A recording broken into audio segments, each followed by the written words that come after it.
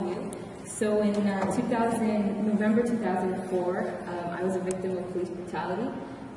Growing up in a white suburban neighborhood, I had this, I guess, this messed up notion that I could literally say whatever I wanted to. And coming to Ottawa, a police officer walked into me. I called him a pig. I was arrested without charge and held in a jail cell for 24 hours.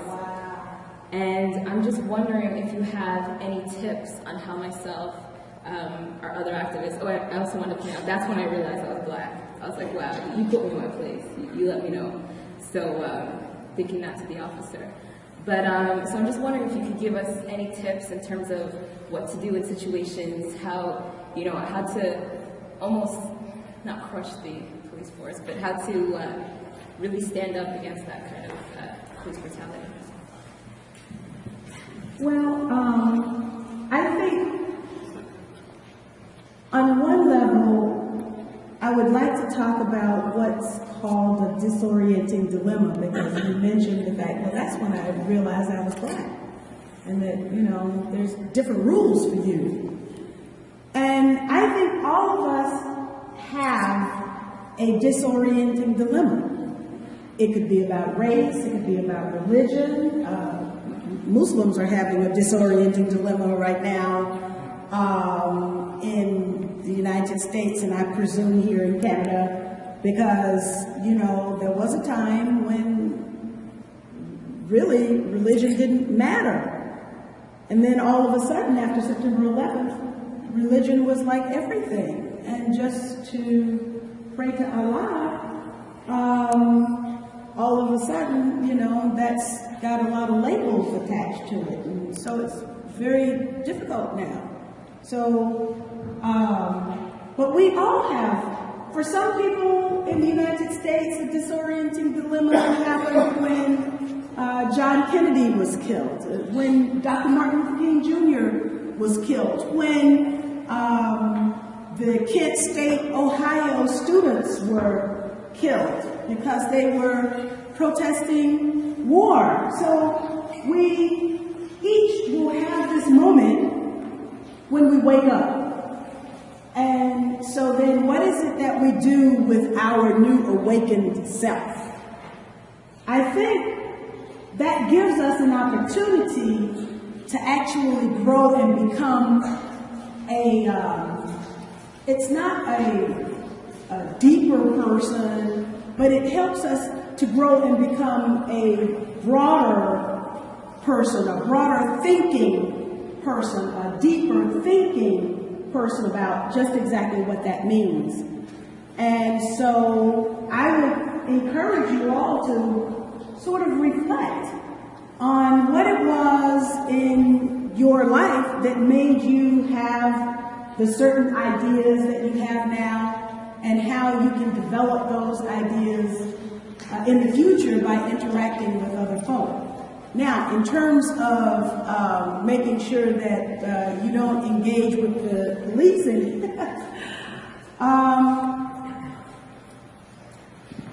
it's really something.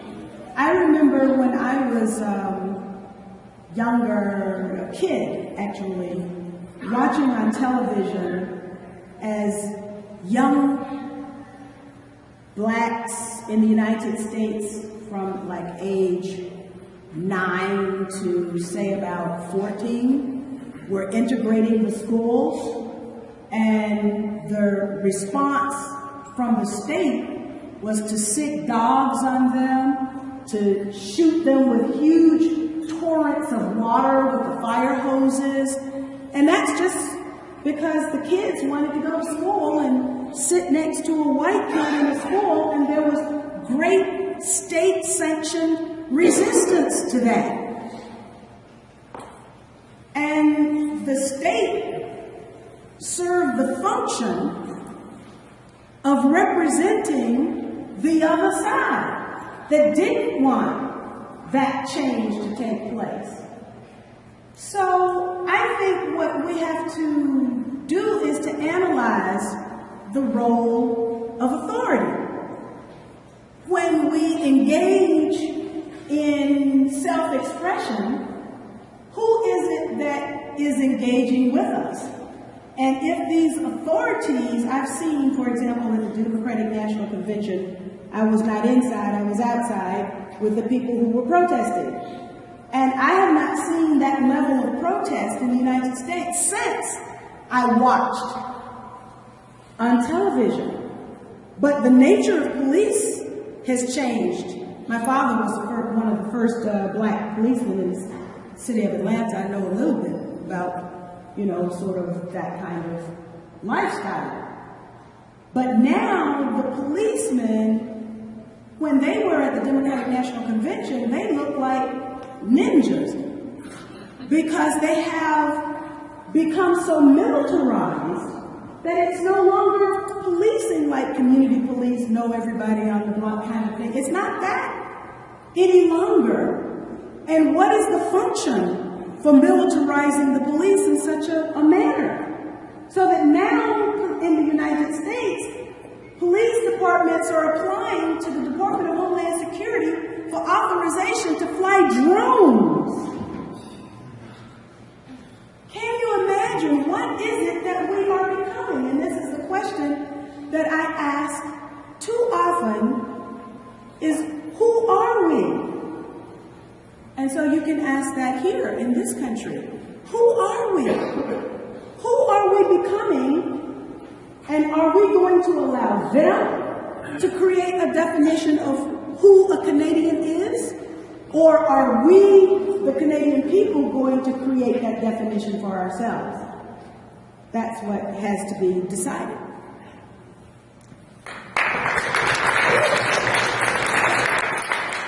So I have a question. So my question, I guess, it's really good that I'm able to ask you because you're a female politician and of, African American ethnicity. And my question is based, I guess, from my own experience as well. I've been in university campus, I've been somewhat involved with student affairs and advocacy and such and such. And my question, I guess, the subject matter bases on support within the Black community for the candidates, and then as well with tokenism. Because actually in this room, myself, Hazel, and Paige are the only 3 Black females who ran for a student position in the last, I don't know how many. I've been on here for 5 years, and they've been here longer than me. So we're all 3 different people, but when I ran, at least myself, I think for each of us, we necessarily had this banner of Black people just supporting us. Not necessarily that I wanted that either, but my question is that other communities, say if it's the Muslim students, they get behind their candidate. If it's the Jewish students, they get behind their candidate. Even though they might not necessarily agree with them, they get behind their candidate. But I feel too many times in our community, we always, ostracize ourselves. This person is either, the house Black person for the white person, or this person is, too far from the white person, they're too radical. We never, come together. And then when those individuals who do step forward to take the courage or whatever the work to run for student office, and they do things for other students, and then those students who weren't there to support them, they reap the benefits, but they don't understand the work that goes into it. So I guess my question and frustration is how do we unite ourselves, and how do we not be frustrated as those ones who go for leadership and look at the ones who don't do anything, but they reap the benefits because of us?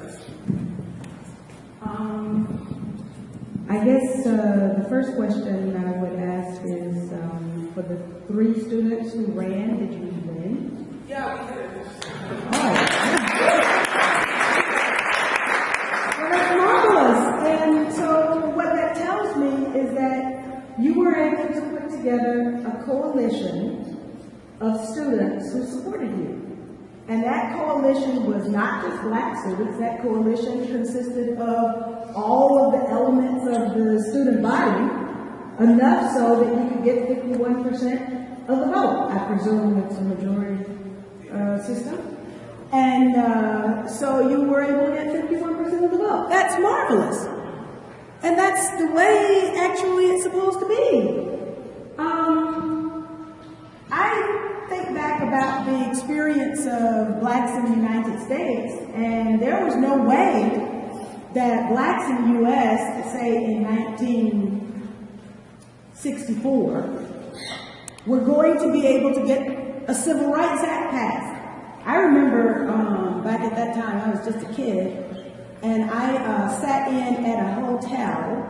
It was the Sheraton Biltmore, and it was brass, banister. We sat there, we were singing freedom songs. I was there too. And I thought it was gold because, you know, it was like I'd never seen such shining, and we weren't allowed, we black people weren't allowed to go into that hotel, you know? But everybody didn't participate in the civil rights movement.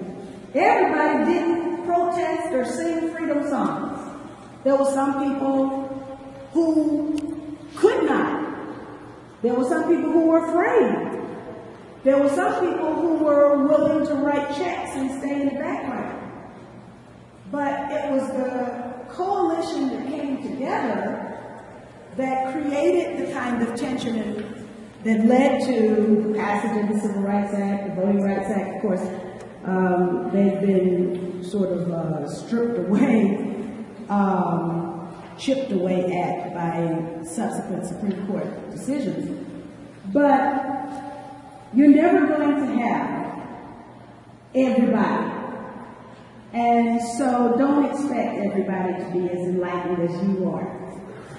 But you were good enough to put the coalition together to win.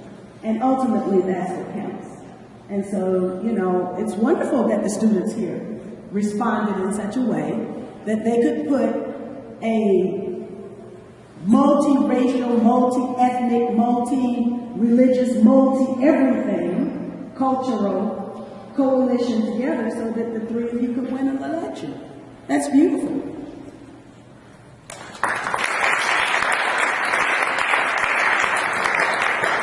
Does anybody else have any questions